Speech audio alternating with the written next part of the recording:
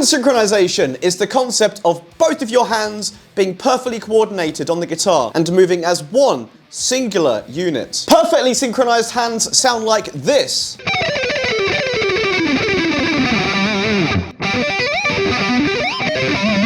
Whereas poorly synchronized hands sound like this.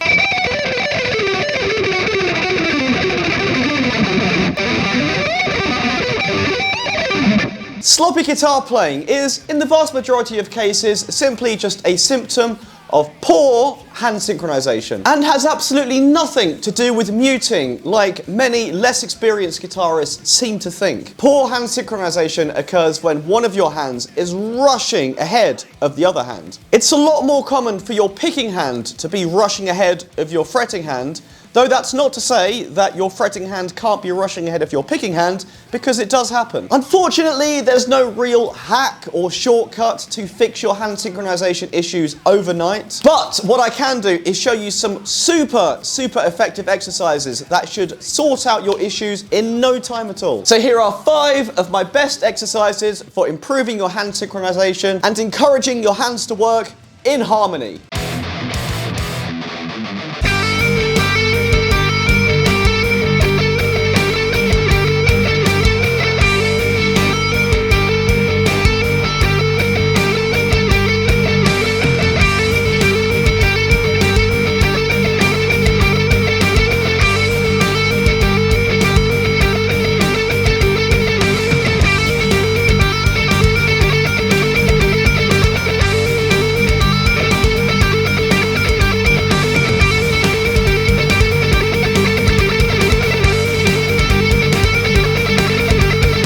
This first exercise acts as a little warm-up to get your hands not only working together, but also independently. So what we're doing is simply just playing the first 3 notes of the G minor scale like this, but only with our fretting hand. We're not using our picking hand yet. We're just going like this. 12, 14, 15, 14, 12, and just repeat that for 1 bar. And then, in the next bar, our picking hand joins in. Just using very simple alternating strokes like down, up, etc. So we just alternate between using just our fretting hand and then joining our picking hand in and then repeating.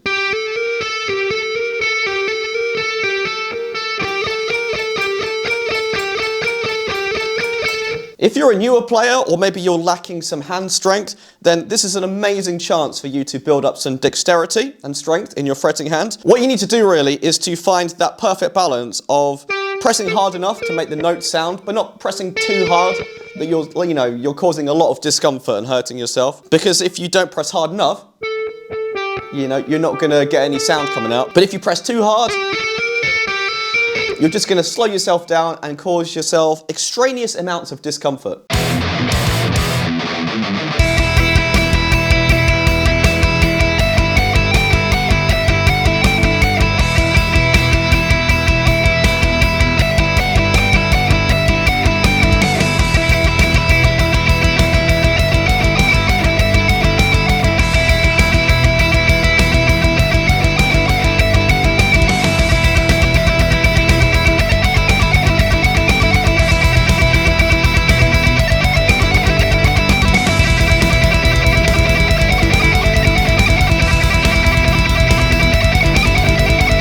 So a lot of students over at my online guitar school have recently been working their way through my very popular 1-minute alternate picking workouts. And I've been very interested to find that a lot of people have been struggling with hand coordination when it comes to open string pedal point licks, like that sort of thing. So this exercise is aimed specifically at that, in trying to improve your hand synchronization when it comes to alternating between playing notes and open strings. So what we're doing, we're just playing a very simple series of 16th notes on the open E string. And then we're doing this sort of thing with the first 3 notes of the E minor scale. Just simply 12, 0, 14, 0, 15, 0, 14, 0, and just repeat that.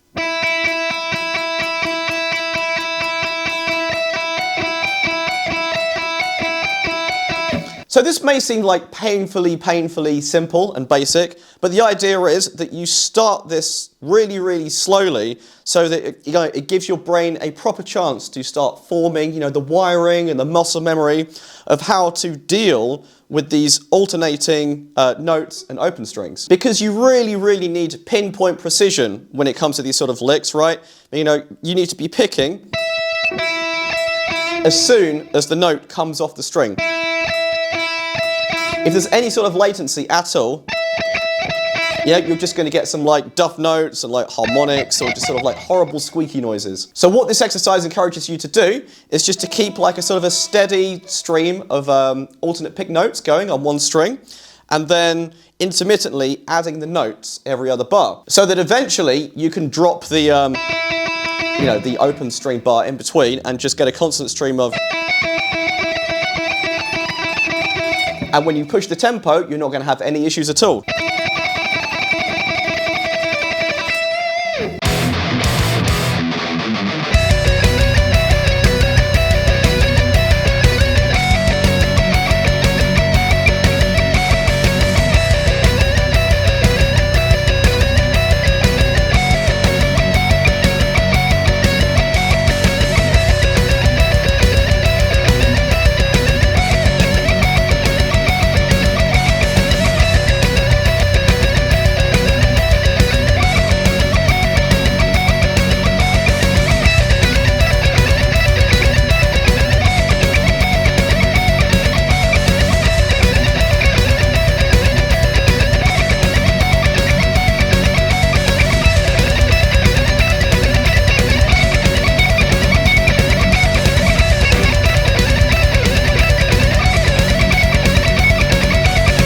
So, an incredibly effective way to improve your hand synchronization when playing fast, alternate picking lines, which I'm sure a lot of you want to do, is to create some reference points to use as an anchor instead of just thinking about the line as just like one long, endless stream of notes. And you can do this by using accents. Picking out specific notes in a pattern to accent can really help form a sense of structure in your licks. And it gives your hands something to latch onto when you're trying to form that synchronization. So, in this exercise, what we're doing is doing some sort of like very typical Paul Gilbert style two-string alternate picking licks, like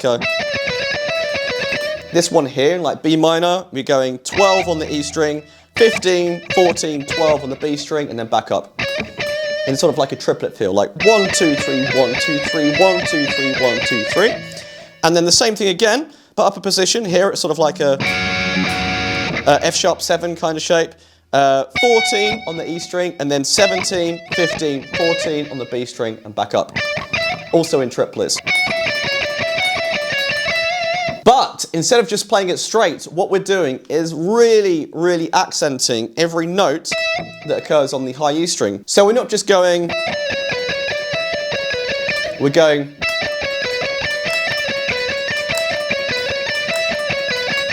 And what I want you to do is to really like dig in and exaggerate that accent as hard as you can. Try and just ignore momentarily all the rules about playing, very efficiently and economically with small movements. In this case, I want you to break those rules and just really dig in to that accent note, okay?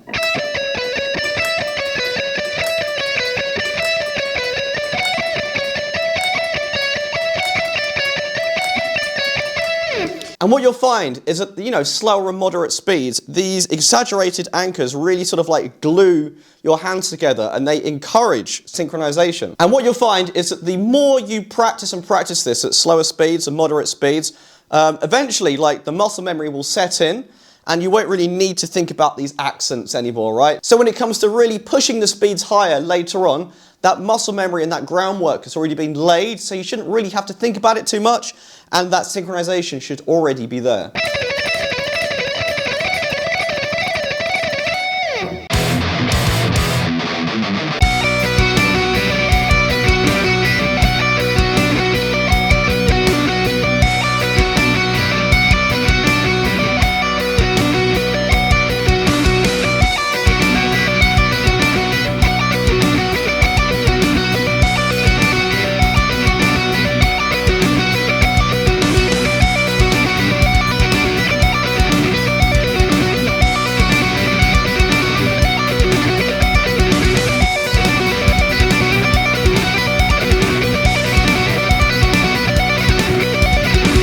So remember that it's not only alternate picking lines that require super tight, disciplined hand synchronization, but also sweeping licks as well. As with alternate picking, poor hand synchronization is by far the biggest killer when it comes to hindering sweep progress. So, unsurprisingly, this exercise is aimed at coordinating your hands when it comes to sweep picking.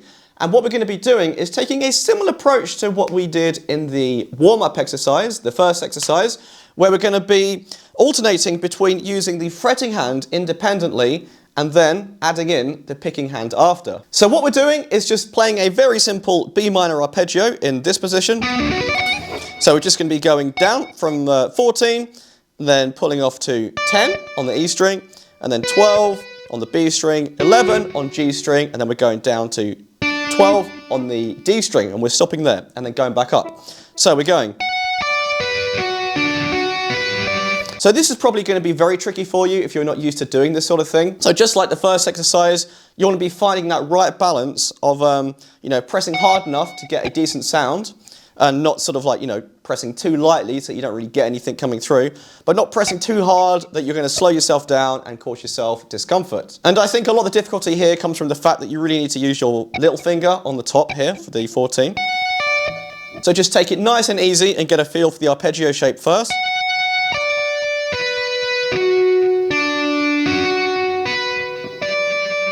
I find that coming back to this 10 here is the hardest one.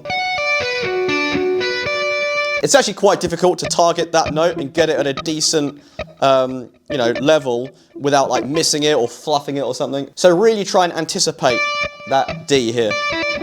If you're really struggling with this and getting like too much noise in between your notes, then feel free to use a fret wrap up here or something, or like a hairband or elastic band, just something just to deaden the strings a little bit so you don't have to worry about it. Of course, as it gets faster, it's going to be a lot more difficult to maintain that level of dynamics. So don't worry too much if it gets a little bit, unclear as the speed progresses, because that's not really the idea of this exercise. The idea of this exercise really is to just get your fretting hand used to working independently, right? So you play this arpeggio through twice. And then we just add in the picking hand like you would normally do. So picking, pull off, sweep, sweep, sweep, back the other way, sweep, sweep, sweep. Do that twice and then back to just using the fretting hand. So it's like this.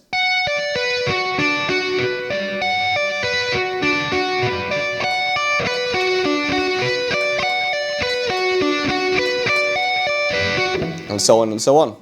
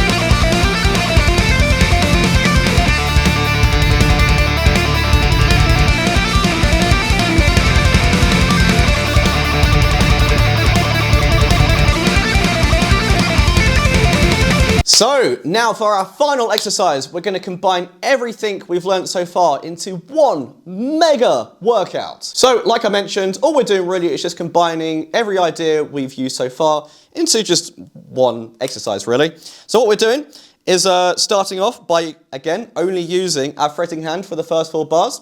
At first, we're going to be just playing some simple hammer-ons and pull-offs on the octave on the D string like this.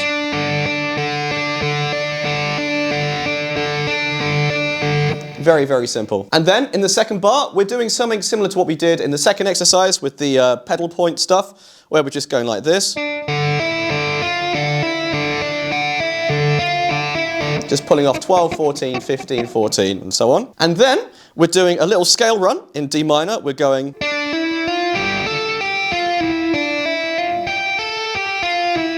like that, just going up and down the D minor scale.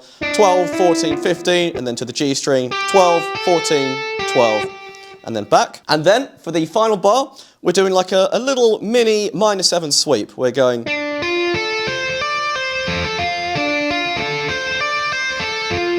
like this. It's a very easy shape, very intuitive and very, very easy on the fingers. We're just going 12, 15, and then 14 on the G string, 13, 15 on the B string, and back down. And then, of course, in the next 4 bars, we're doing exactly the same thing again, but we're introducing our picking hand. So in the first bar, we're going, yeah, and then,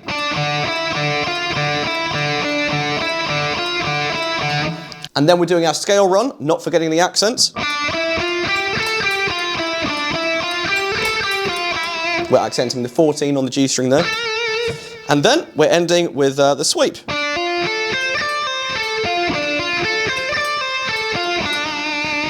So in total, that all looks like this.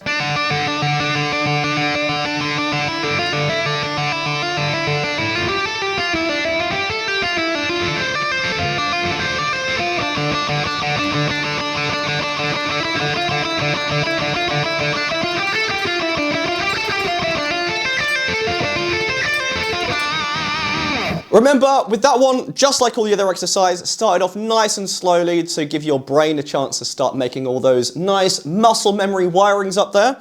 And then when you're comfortable, start pushing the speed 20 BPM at a time, just like I have on the tap and the backing track.